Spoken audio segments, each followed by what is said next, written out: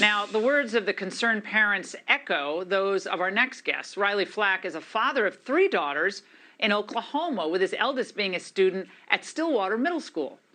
That district has decided to enforce the Biden administration policies allowing transgender students to use bathrooms corresponding to the gender they identify with. Flack told Fox News Digital that a lot of people like to make it a different issue than it is, but that the issue is singularly that there is a boy being allowed in his daughter's public school bathroom. Joining us now is that father, Riley Flack. Riley, now, as you point out, these are 6th grade girls being forced into this situation. So what's been the reaction to your speaking out here? Well, the reaction has been good, I would say.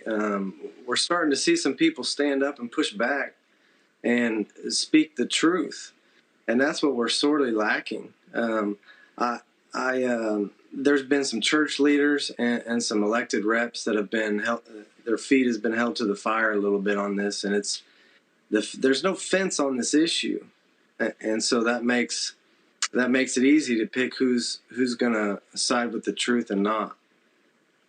Well, Riley, here's my question here. Okay, this is not even a religious question. I mean, I'm glad religious leaders are getting involved, but this is a common sense issue. Girls and boys sharing the same bathroom. Now, I know people identify as different identities. I understand that's happening, and that's become very trendy, and percentages of people, it's growing, oddly, but it's growing. But nevertheless, a 6th grade girl now is forced into this situation. So my question to you, are parents, other parents, afraid to speak out because they're worried about their child being in some way bullied, or perhaps you won't get that recommendation to go into a next school or maybe later on go to college?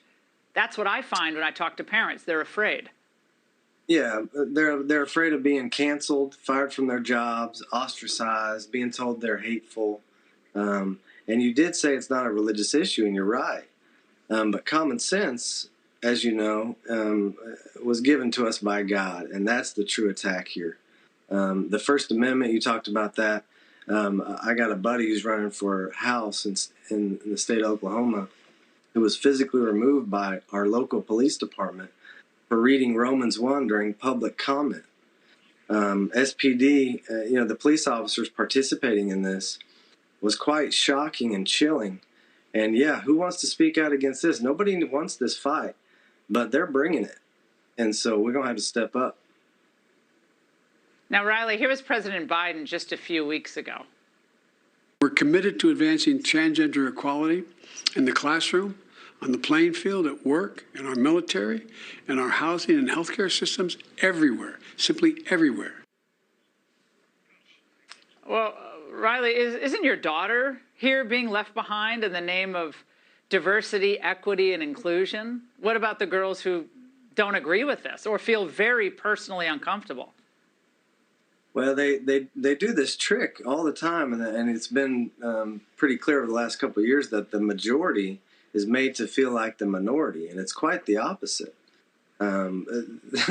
It's pretty clear that men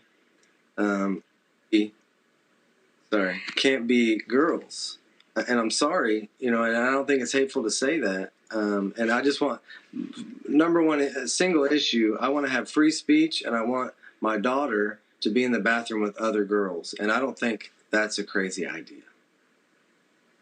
Riley, thank you for speaking out. We appreciate your joining us.